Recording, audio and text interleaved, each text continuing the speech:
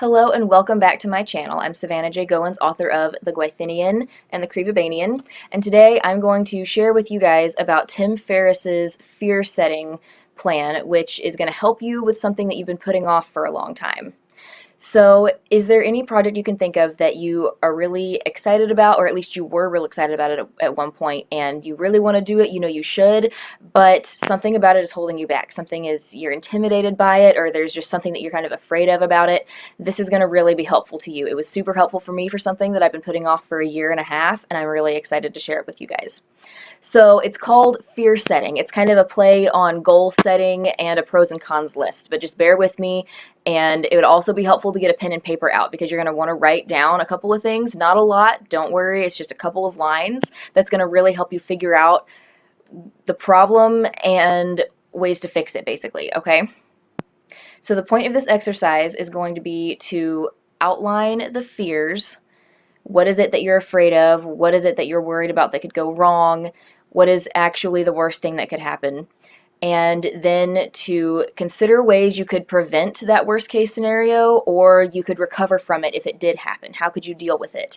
And then the next thing will be to remind yourself of all the positive effects that would happen if you actually did go through with this thing that you're putting off. And, you know, the reasons that you wanted to do it in the first place, how beneficial it could be to you and others.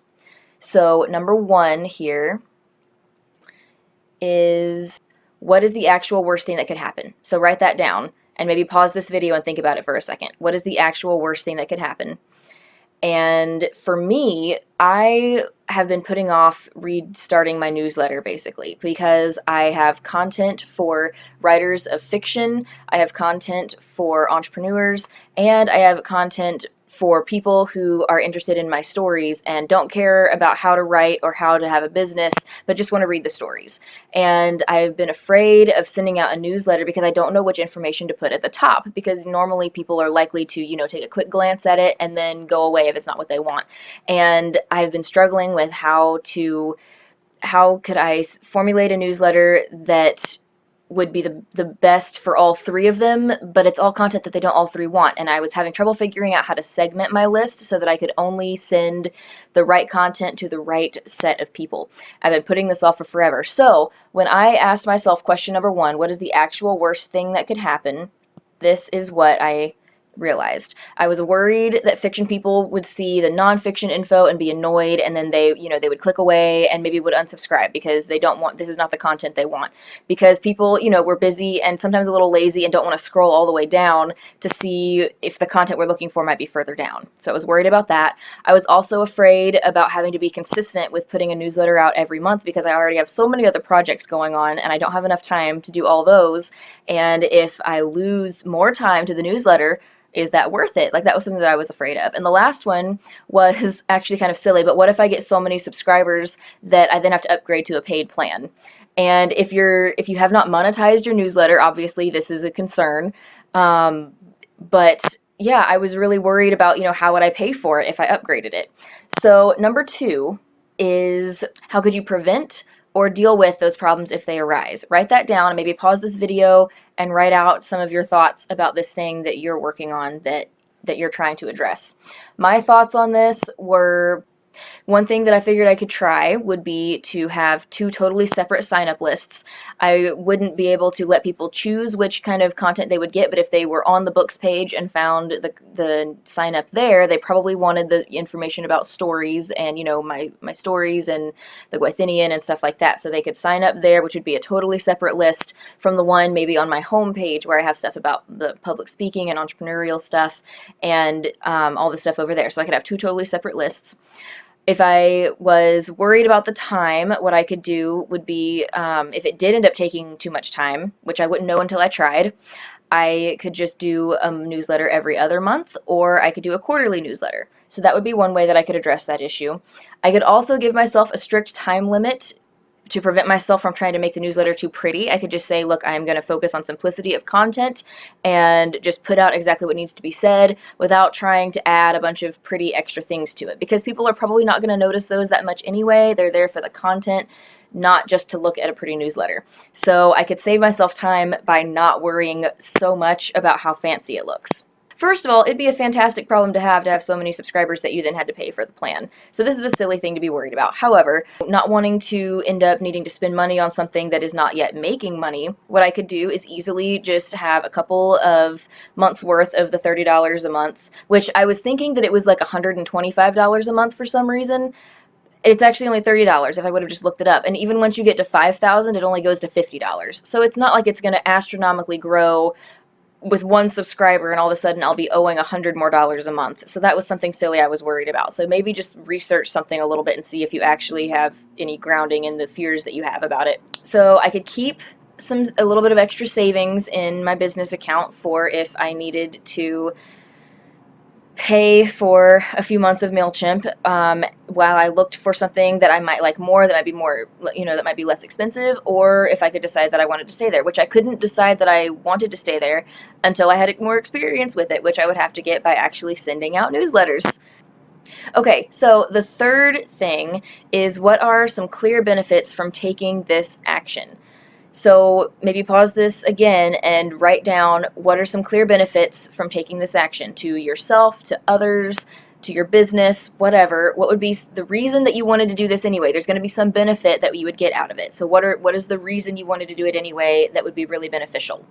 For this newsletter situation, first of all, some people would read it anyway, even if I couldn't segment it, even if even if some people got the information for the other people at the top of the newsletter first and they'd have to scroll. Some people would probably scroll anyway. Maybe not everybody, but some people. And a lot of the people would be seeing the information they wanted at the top anyway because, either you're this person or you're this person.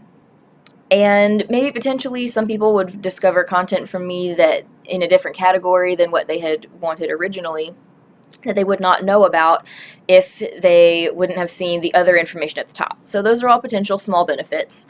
Plus, I'd have a newsletter going in the first place. So, if it was running, it'd be growing a little bit, even if not a lot, which would be better than it's been this whole time that I've been neglecting it. For the second fear about time, if I can't take an hour a month to invest in something that could be a really big asset to my business, that's kind of silly. And it's certainly worth a try. And I can easily make it less often if I need to. And then for the last one, a high subscriber count would be beneficial because it would be more impressive to agents and publishers as I'm looking to get traditionally published. And it's also a great way to sell useful products and services to your audience, which is the reason that I want to do it anyway. So here is another question from Tim Ferris's stuff. What is it costing you to postpone doing this thing?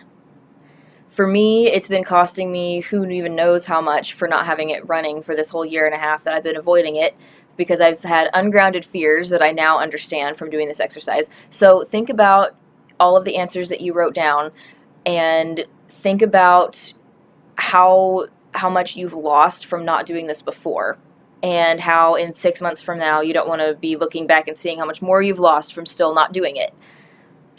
If I had kept my newsletter going this whole time, I could have many thousands of subscribers potentially, and I could be making enough money from it for it to pay for itself. And I know that if I keep avoiding it, it's just going to keep getting worse, and I'm going to keep losing more opportunities with it. So it's been costing me a lot of money and opportunities to not have been doing this. And now that I have written out my fears and ways to address them and the benefits, I'm able to really look at this objectively and see so much more clearly that it's definitely something that I should do.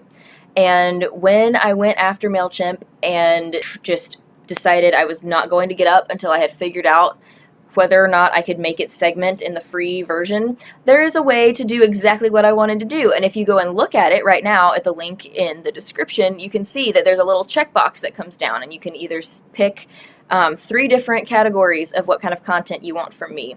So that way you will get the kind of content that is useful to you, and you won't get all the other stuff that's not useful to you. So all I needed to do was spend a few minutes looking at it, knowing that it was worth looking into and that I wasn't wasting my time. So I'm definitely not going to make this mistake again. I hope. I'm certainly going to try now that I'm aware of this exercise for future projects. Let me know in the comments if this was useful to you, if you've given it a try, and what this giant project is that you've been afraid of. Even if it's a small thing, you know, it doesn't have to be a giant thing. You could be putting off something small for a long time that could be really beneficial if you would just, you know, do it.